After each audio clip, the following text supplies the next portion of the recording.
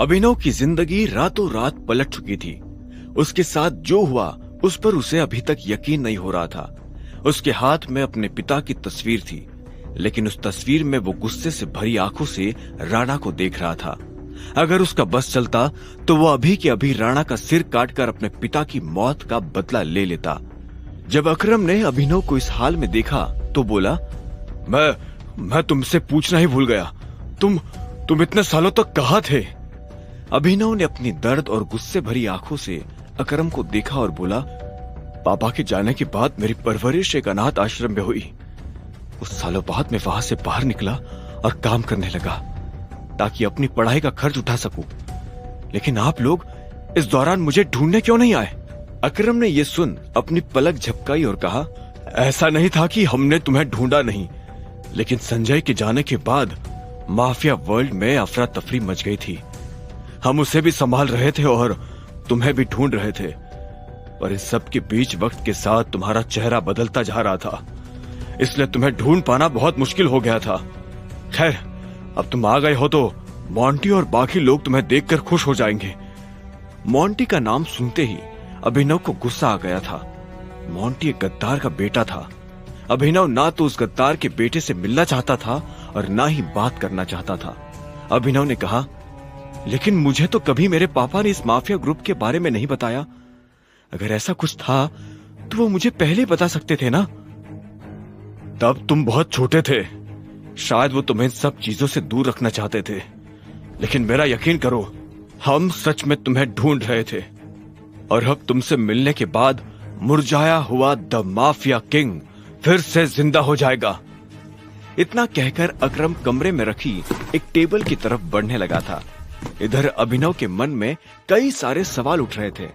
उसे समझ नहीं आ रहा था कि राणा का राज अकरम और बाकी लोगों को पता क्यों नहीं चला और क्यों एक गद्दार का बेटा अभिनव की गद्दी पर बैठा हुआ था।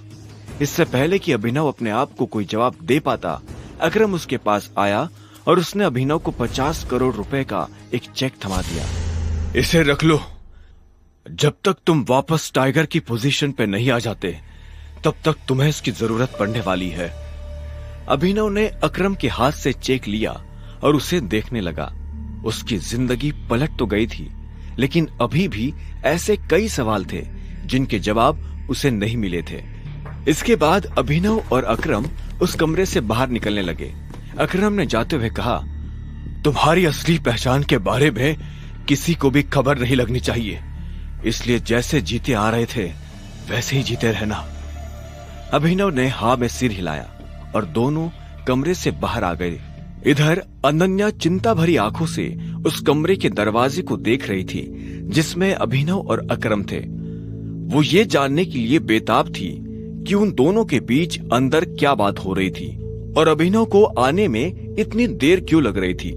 इतने में देवेन ने हंसते हुए कहा, लगता है इस अभिनव को अपनी ही दवा चखने को मिल गई। इस पर सनी ने कहा, कितने दुख की बात है ना? बेचारा मरने से पहले अपनी बीवी के साथ ऐश भी नहीं कर पाया।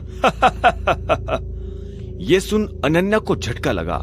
वो जानती थी कि अकरम के लिए किसी को मारना कोई बड़ी बात नहीं थी। अकरम सर इन जैसे गटर के चूहों को बर्दाश्त नहीं करते हैं, वो उन्हें साफ कर देते हैं, ये भी बचने वाला नहीं है। देवेन ने कहा, हाँ बेचारा सच में शादी करके मर गया। सनी ने कहा और दोनों जोर जोर से हंसने लगे। अनन्या को यह सुनकर बुरा लगा। कोई इंसान किसी दूसरे इंसान की मौत पर खुश कैसे हो सकता था? उसने कहा, प्लीज उसके बारे में इस तरह की बातें मत करो।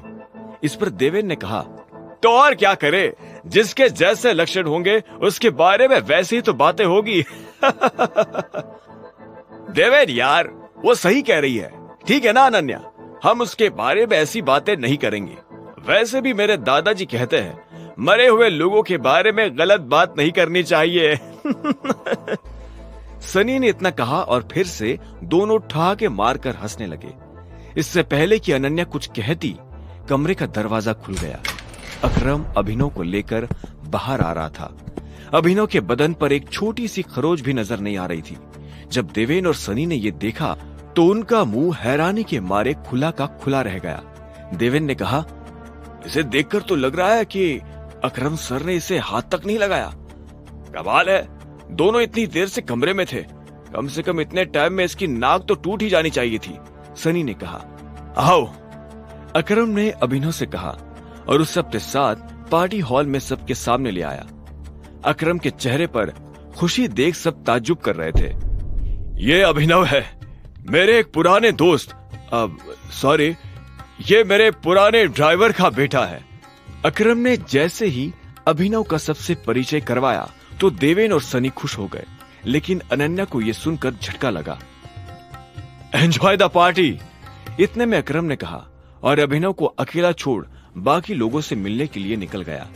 देवेन और सनी को अभी तक समझ नहीं आ रहा था कि अकरम अभिनव को इतना भाव क्यों दे रहा था।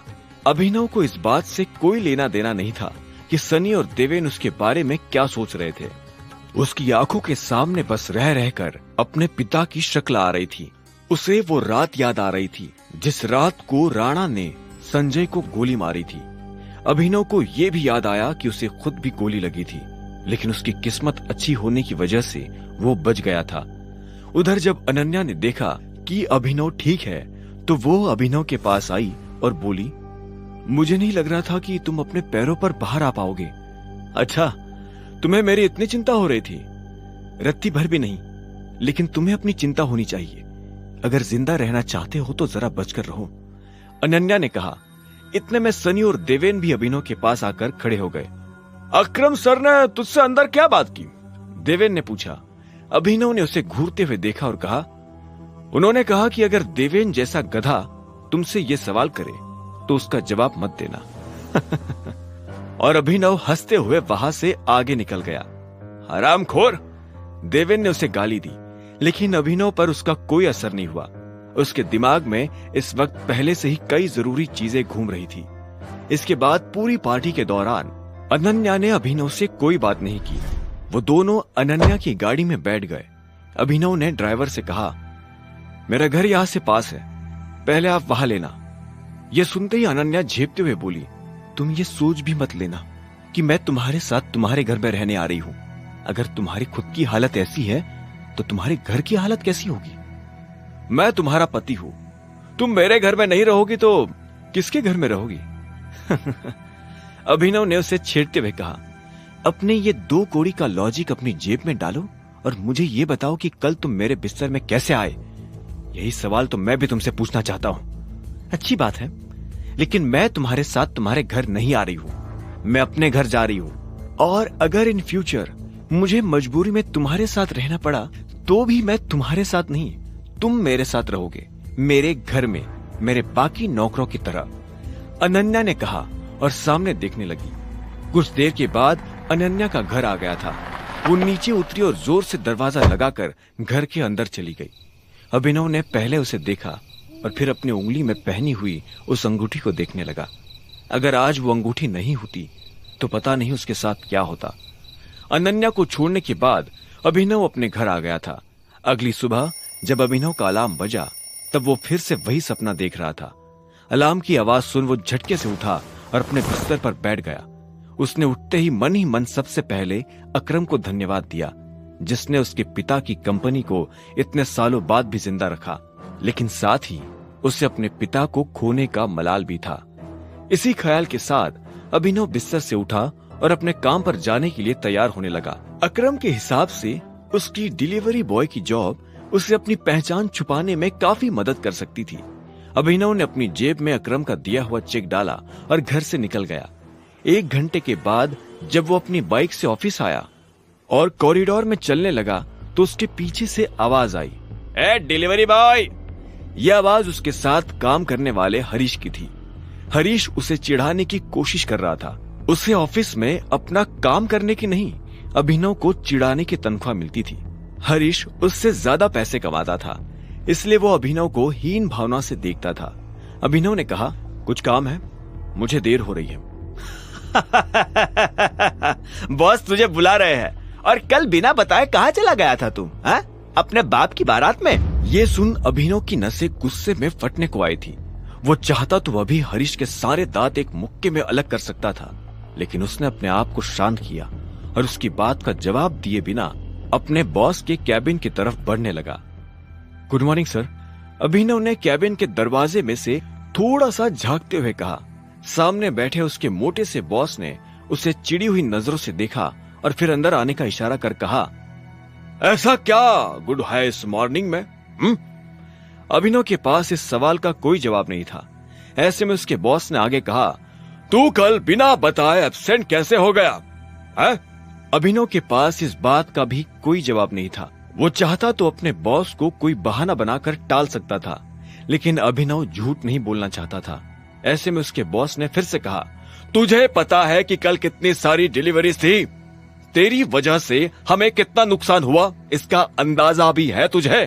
पर सर, मुझे महीने में एक कैजुअल लीव तो मिलती है ना। तो फिर शट अप।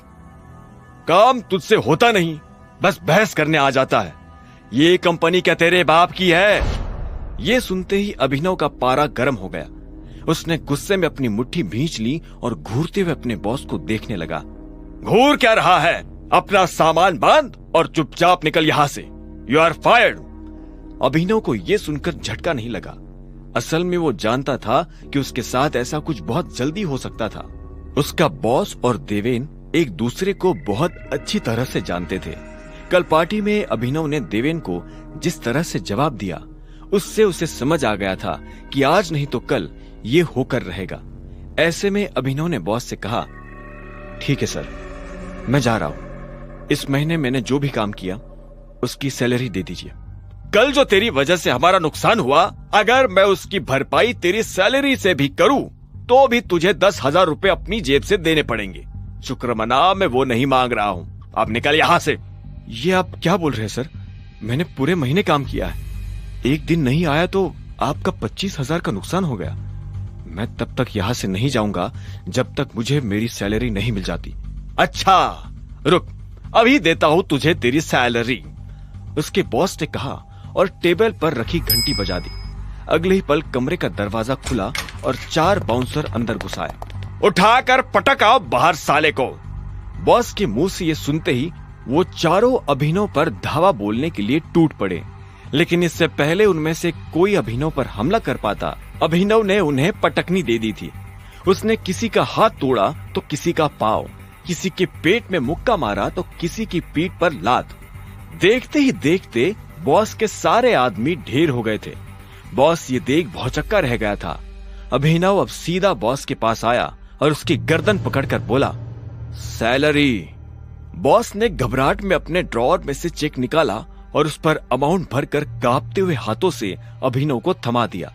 अभिनव ने चेक देखा और बॉस की गर्दन छोड़ वहां से बाहर निकलने लगा।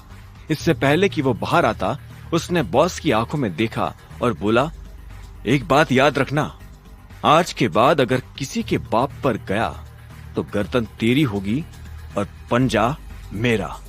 ये सुन बॉस के होश उड़ गए थे। उसे पता था कि अभिनव एक गुस्सैल आदमी है, लेकिन उसने कभी उसका गुस्सा देखा नहीं था। इधर अभिनव भी जब ऑफिस से बाहर आया तो उसे एक अनजान नंबर से फोन आया।